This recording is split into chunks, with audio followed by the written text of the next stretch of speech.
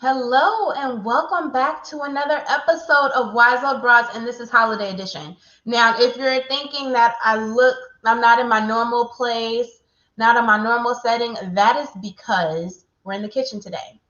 And today's guest, Juanita, is a fantastic, fabulous woman. Once again, if this is your first time viewing Wise Old Broads, we're an empowerment platform where we take the wisdom jewels from older women and we use it from all of our lives. Wisdom women who love to share their wisdom, their jewels, and all that they have. So I want to introduce to you guys, because we will be cooking eggnog today, or making eggnog, Juanita. So I'm introducing Juanita.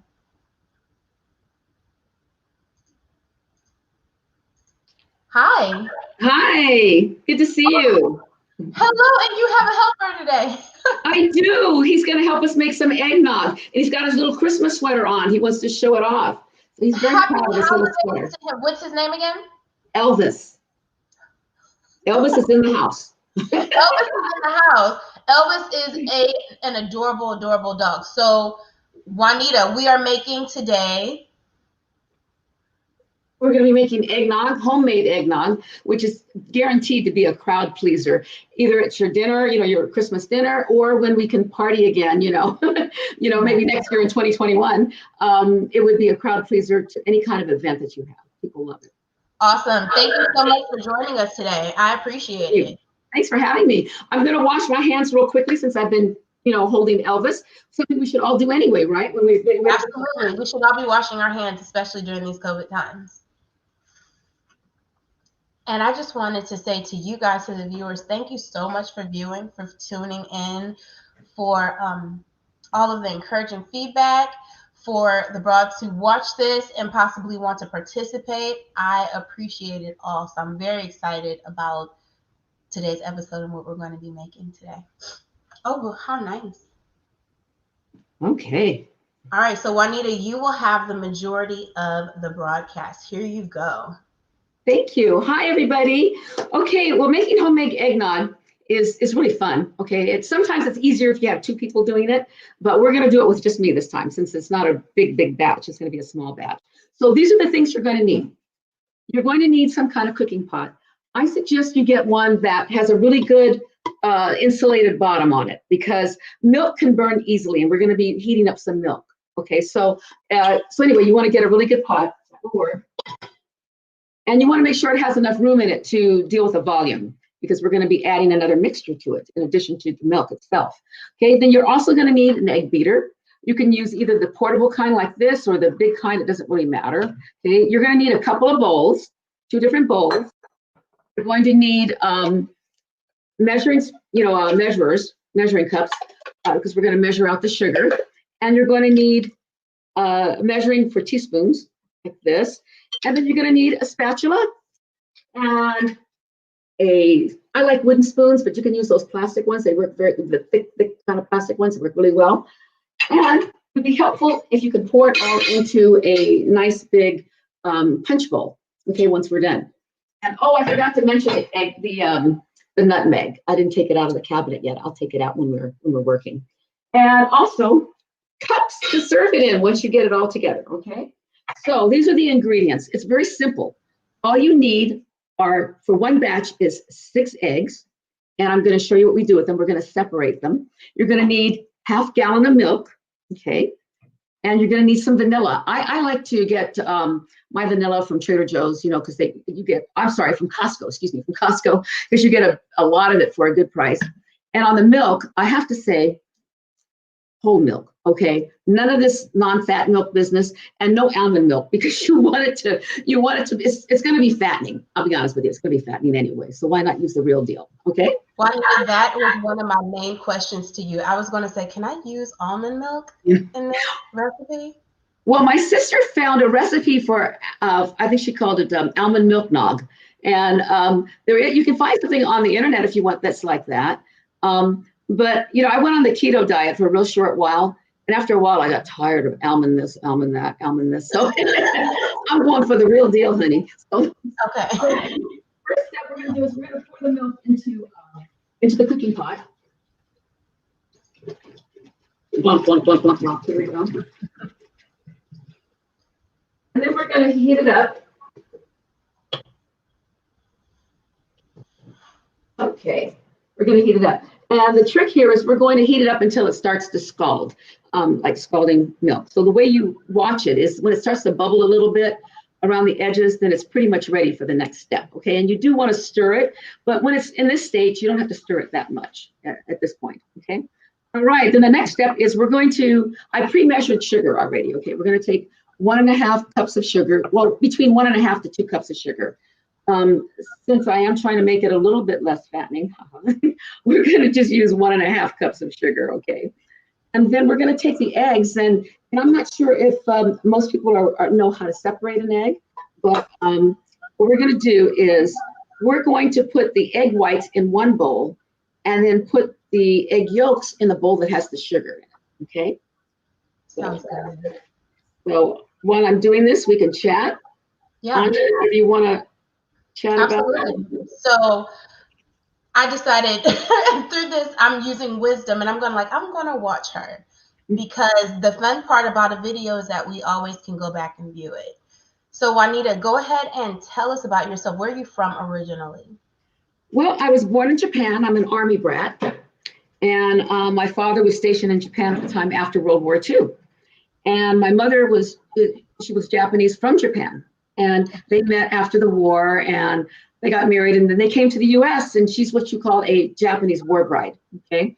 And so I was born in Japan, then we moved to Baltimore, Maryland, where my brother was born. And then from there, we went to Colorado Springs, where Fort Carson is located. And that's where my sister was born.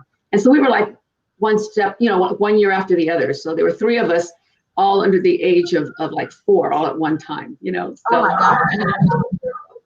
And then from there, we moved to Okinawa. And nice.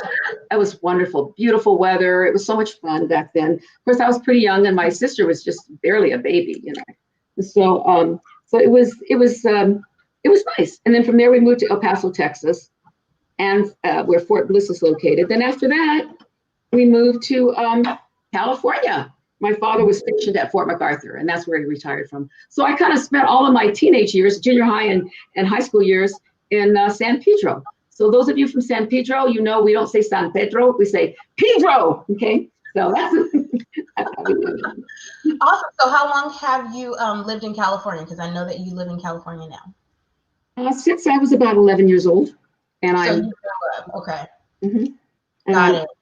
How has that shaped living in so many places, especially living overseas? How do you feel like that has shaped how you grew up, like your worldview? Well, it's interesting, when we were growing, I have the greatest memories of when we lived in Okinawa and also in Texas, and then later on, in California. And, growing up on base, you're very sheltered, okay? I didn't know anything about, for example, racism. I didn't even understand it because the school and neighborhood that we lived in Okinawa, it was, my father was a master sergeant, so we were in the enlisted men's quarters, and so it was very different. It was great. It was really great. It wasn't until we came to Texas that I found out what racism was about. I had no idea, Let me rinse my hands off real quick. Absolutely. See, that's the kind of broads that we want to be. We want to be able to multitask, be able to converse and cook eggnog and master dishes at the same time. Okay, so you had found out about racism in Texas. Right. It was a rude awakening, really. I never even heard curse words until we got to Texas, to be quite honest. And because my parents never cursed or anything like that, and we were around people that didn't either. And so it was quite a rude awakening. And then on top of that, that particular while living in El Paso, at first you have to wait. The enlisted men have to sign up to get housing on base at Fort Bliss. And then if the leader of the house or the head of the household then is deployed overseas, then the family has to move off base. Okay. So 1 year we went to 3 different schools. Okay. My father was finally given quarters on base. So we moved from being in the community, okay, because they found temporary housing in the community, to going on to base. And then my father got deployed shortly after that to go to Korea. So then we had to move off base. So it was like, oh my goodness, it was quite a year for us. So a bit of insecurity there from time to time, but thank God, he helped us overcome all of that. So anyways, when we were in the community, that's when I first began to realize what racism was about. And my father wasn't even there because he was deployed in Korea at the time. And so it was unusual for me. I didn't know what was going on. There would be kids at school and they would go, fight, fight, fight. And everybody would run, and I'd run over with them, and then we'd make a big circle around two kids that were fighting. And more often than not, it was a racial fight, and so it was between Latinos and whites and blacks. It was quite a rude awakening for me. And that was my introduction to living in the real community in Texas. So the civil rights movements were just getting started back then. And so it was a time of change, In fact, most of my childhood and teenagehood was in a period of change. And so like when I was in high school, that's when the hippie movement came out and everybody was, oh, love is this, love is wonderful, So it was, you know what? You just said something. First of all, please share with us, how old are you? 69. So I'm actually around 69 and a half. My birthday's in March. So you look amazing. Huh? You look amazing. Oh, thank you. Makeup does wonders, let me tell you. So it's not just the physical features at all. You have a very beautiful beard. Oh, it's okay. Well, I can't claim it really because it's genes, it's genetic. So I've been blessed. So there's Japanese in there, there's African American blood, and there's a lot of Native American Cherokee blood in there too. So go ahead and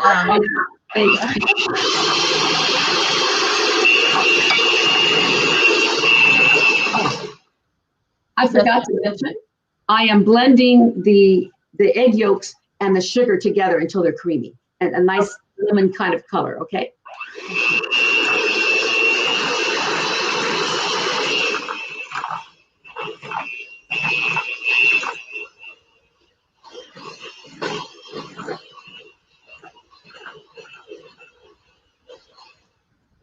And Juanita, how long do you blend for about?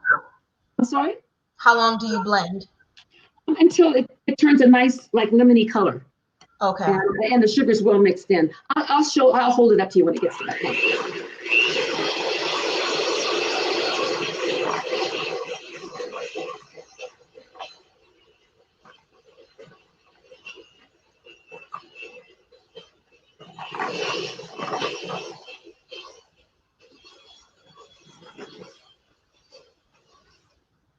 Okay, let me show you what the color should look like. It's nice and yellow, and I'm first going to get these beaters out of the way because whenever you have egg on something, you always want to make sure you get your beaters cleaned off really well. And especially when you're dealing with egg yolks, they're oily. They have natural oil in it. And if you're going to we're going to take the egg whites and we're going to beat them later on.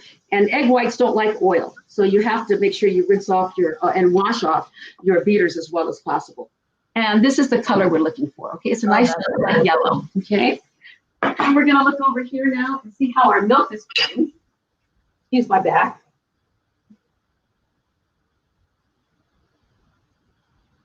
It's coming along. It's almost getting there. So, like I mentioned, we're going to heat it until it's scalding. Okay, so like little bubbles and hot. And then we're going to do a little trick. Oh. And I'm going to explain it now, and then I will do it later. Okay. Okay. Egg yolks will cook if they're poured into something really hot, right?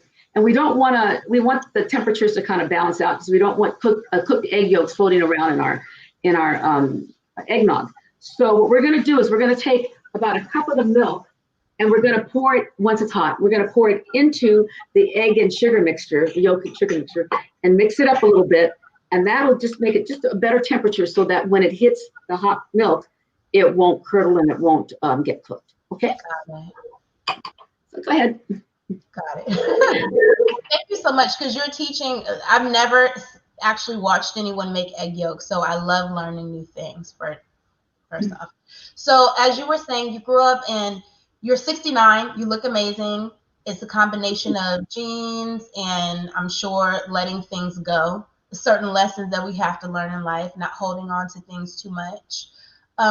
How has that carried you through your life thus far? Those lessons that you learned and the things that have helped you from a child.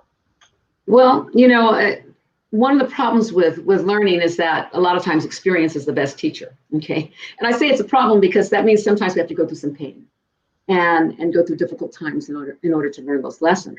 And so I, as a result of the challenges that I faced and heartbreaks and the consequences of errors and mistakes that I had made, it made me a better person. So in looking back, I realized that God had a plan for my life, and it may not have been the plan that I had, but certainly He took every error, every mistake, every tear that I shed, everything that I did wrong, and He did make something good of it. He did use it to make me a better person and hopefully to be able to help other people as well. So I'm thankful for that, very thankful. So I don't look at challenges as, I look at it more as, okay, Lord, what am I supposed to learn from this?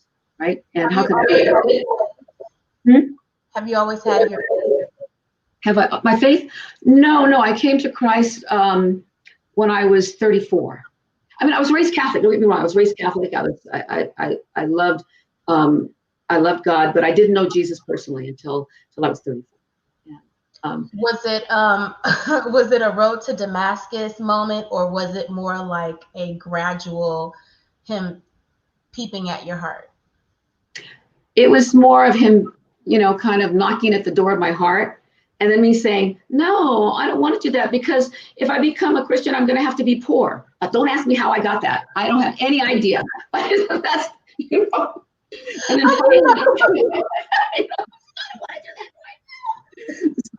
finally, I was taking a shower. So my aha moment happened when I was in the shower. So when I finally said, okay, I surrender. Okay, so you would, I don't know, maybe you wouldn't be surprised. There are so many people who have. I was burning our milk here. So give me a moment. Okay. Yeah. So let me do what I mentioned. We're gonna put about a cup of the hot milk into this bowl. We're gonna stir it a little bit here. And I'm using a spatula because it's good for, a rubber spatula, because it's good for clearing the edges off. Okay. So I'm mixing it up now in here. Hopefully you can see it a little bit better because I'm using a glass bowl. And then I'm going to pour it in to the milk.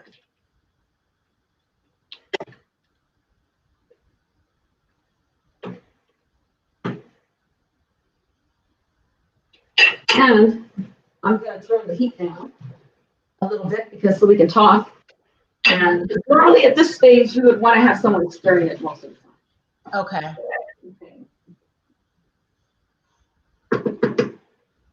So we're going to turn the heat down a bit.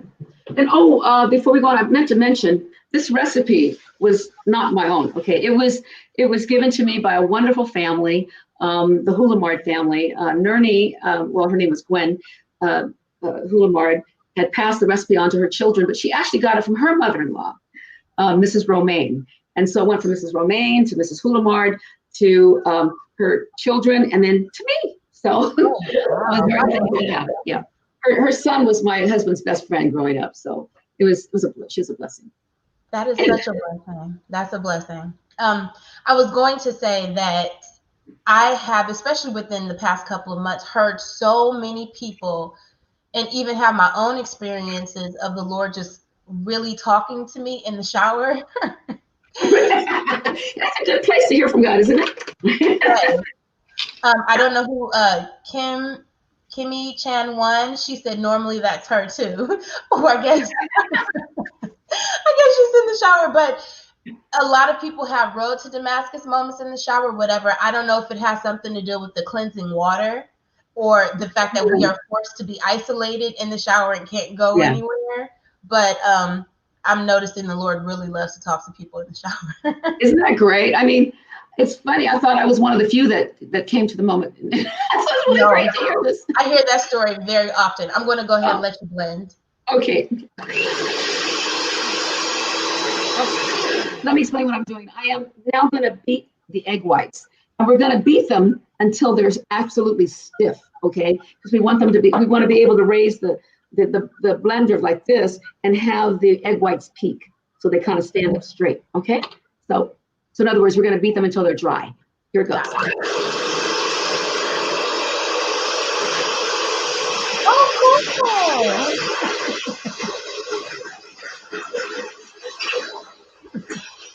Your daughter just said that she's normally the one mixing your eggnog.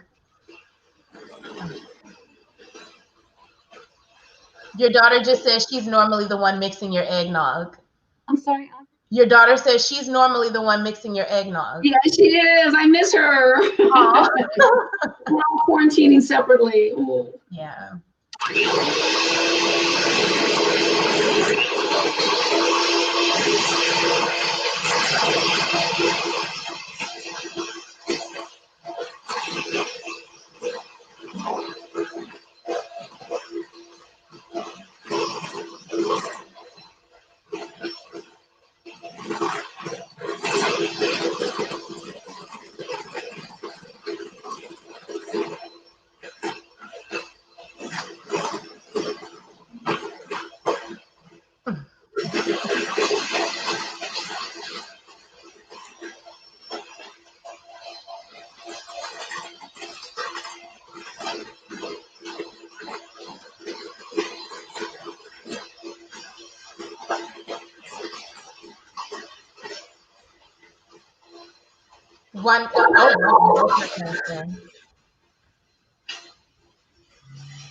Juanita, how long until it gets stiff? How long about?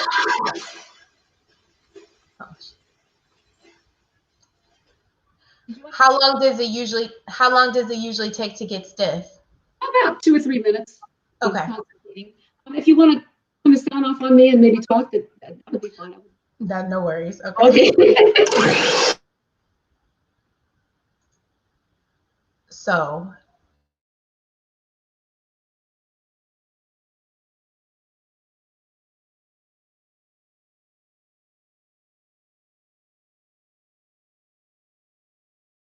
who is it? Did you see how she was mixing with one hand and then stirring with the other? That is a wise old broad that I want to learn from for sure. So I'm going to, if you have any questions for her, feel free to go ahead and put it in the comments. She will see them. And I'm going to go ahead and bring her back on camera too.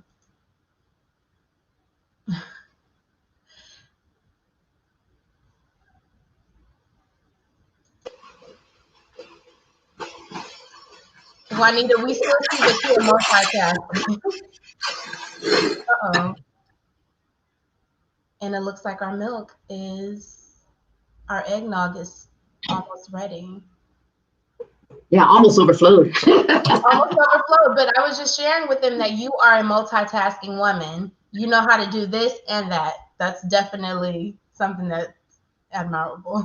I wouldn't recommend doing this by yourself like that, though, because you end up with my husband. Quite a few times to have somebody with you, and as your daughter just said, she's normally the one stirring the stuff. She is. I'm so thankful for her. I miss her. Okay, we're ready now. Okay, so let me show you what I mean when I say, see how it stands up by itself? Yeah. So it's nice and stiff. It makes nice peaks. Well, there we go. It makes nice peaks in there. So that's where you want to get to. Okay. Let's get these off again. We have to rinse it out right away. Mm-hmm. I always recommend rinsing it out first in cold water before you add the hot water and soap, because you don't want the egg to cook on your beaters. Okay. So, all righty. So now we're done with the mixer. And thank goodness my pull the plug out on the mixer. And thank goodness my husband saw that the milk was almost overflowing. And so I'm so glad you did. Thank you, Mr. Cobb. We appreciate you. Okay, so now comes the fun part. Okay, I'm gonna get some eggnog out of here. Excuse me, nutmeg. This is ground nutmeg. You can, you get it in the spice department. This particular one, I think we got it.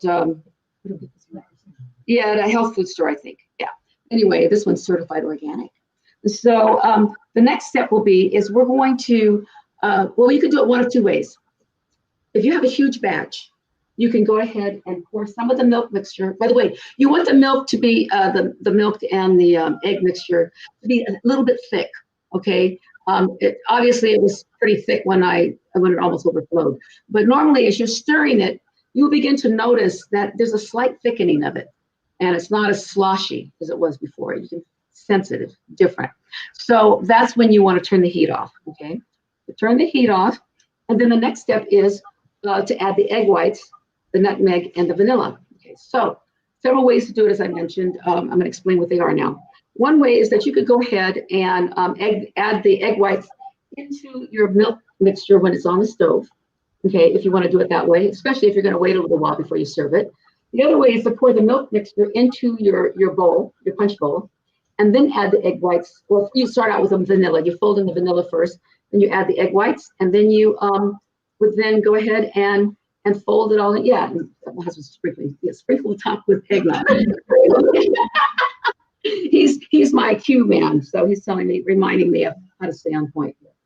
Okay, so we're gonna move this over. One good thing about granite countertops, you can put stuff right on it. Okay, so what we're gonna do, oh, actually what I meant to do is put this down first. We're gonna put our punch bowl down, and then we're gonna go ahead and do it, pour this into the punch bowl first, okay? So let me get one more. So be careful when you're pouring it because you know it's hot. I think you can see, I don't know if you can tell, but it's kind of thick now. Yeah. Mm-hmm. And once again, we're going to go ahead and put it in cold water. Let the water run in there. Okay, now we're going to go ahead and take our spoon, and we're going to add 1 to 2 teaspoons of vanilla flavoring.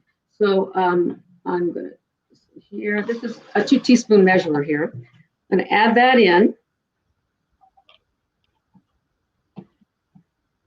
And then we're going to fold it in. So when you fold it in, you just kind of go, you know, from one end to the other, sort of like you're drinking soup, but with a spoon. So instead of going like this, you know, you're just going to fold it in. Okay. And now, the moment we've all been waiting for, we're going to pour in the egg white. There, you can see. Oh, wow.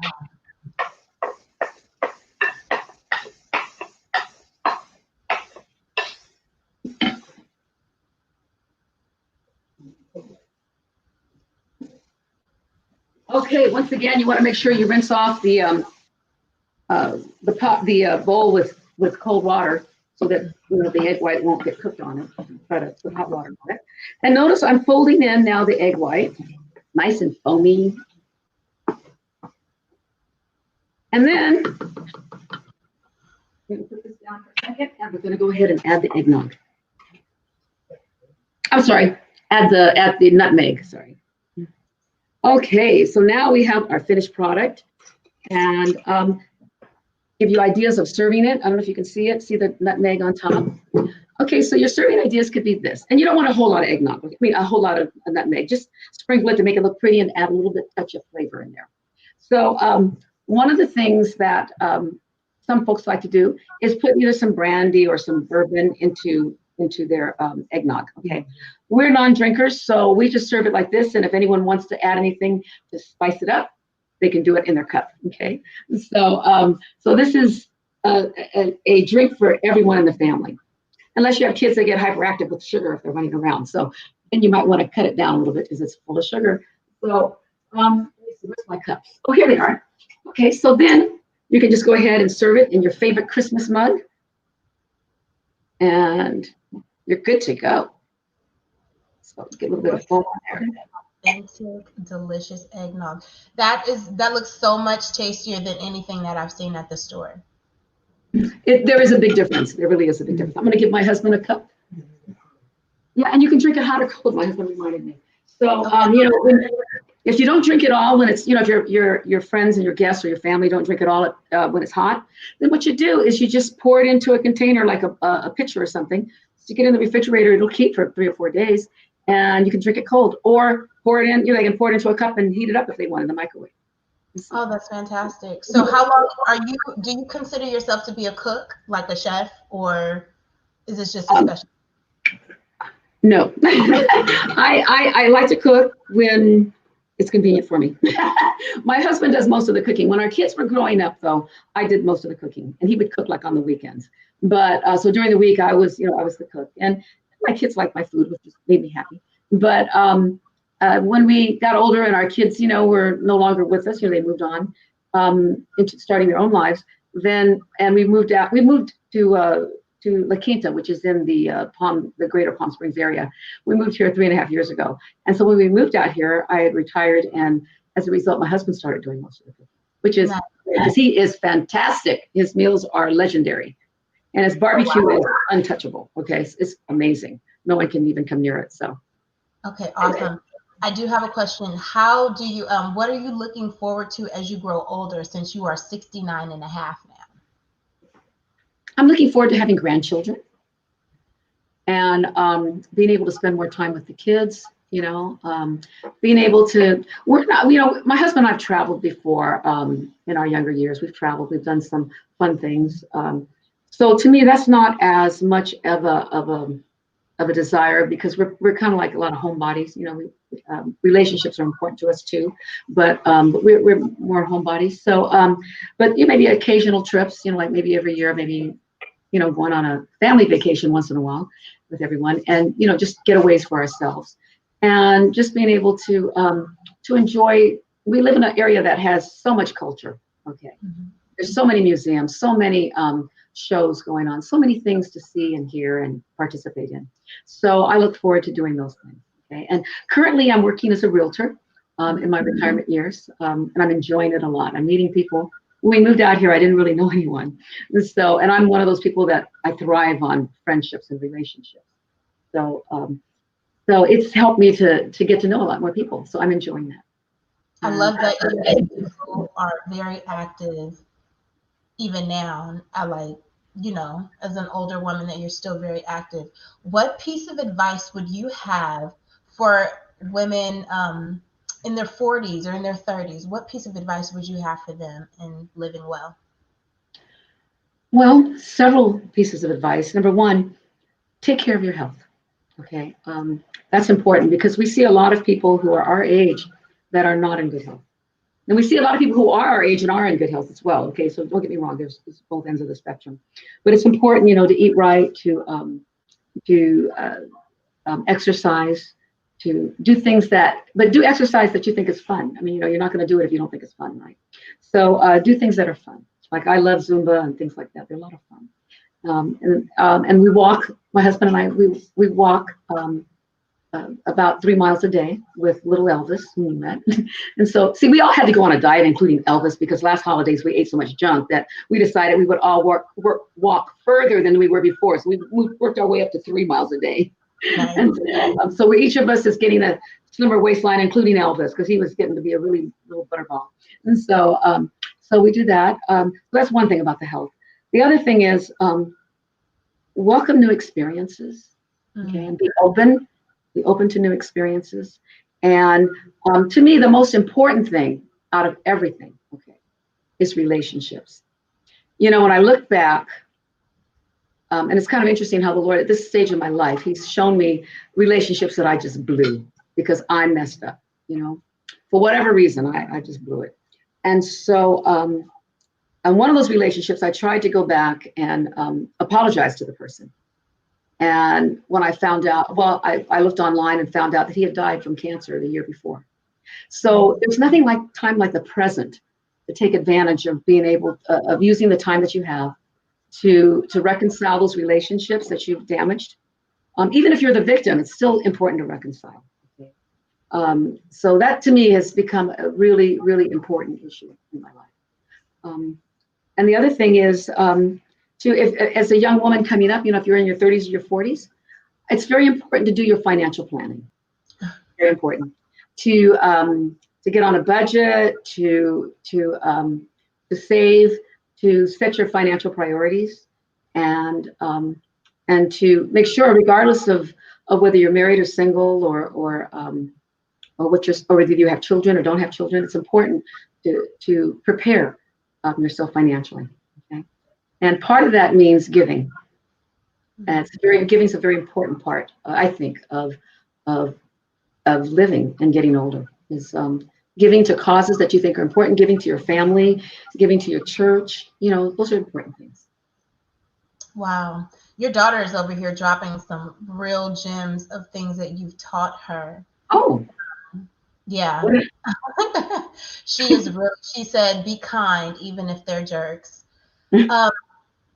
I have thoroughly enjoyed learning how to make eggnog. I've thoroughly enjoyed watching the grace that you exhibit in the kitchen. And that's one of the reasons why I decided to just not try and do it and actually pause and watch. Because as a young woman, and just, as a person, period, I feel like sometimes we just don't sit and pause enough and take in the wisdom that people have.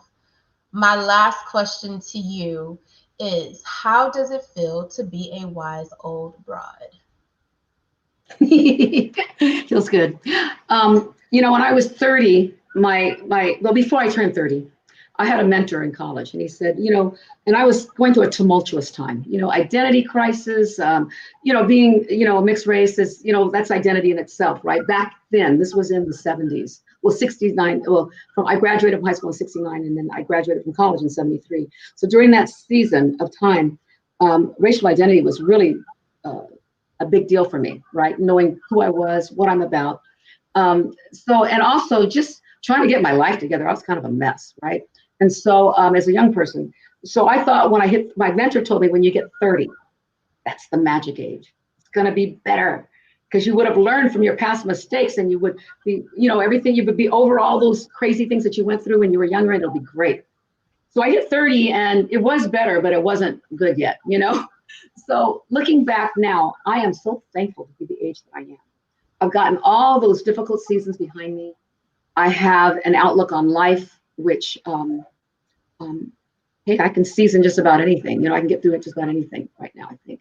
Only because of my faith and the maturity that God's given me through these years can I do that. So I'm thankful. I'm very thankful. So yeah, I don't want to go back and being 20, okay?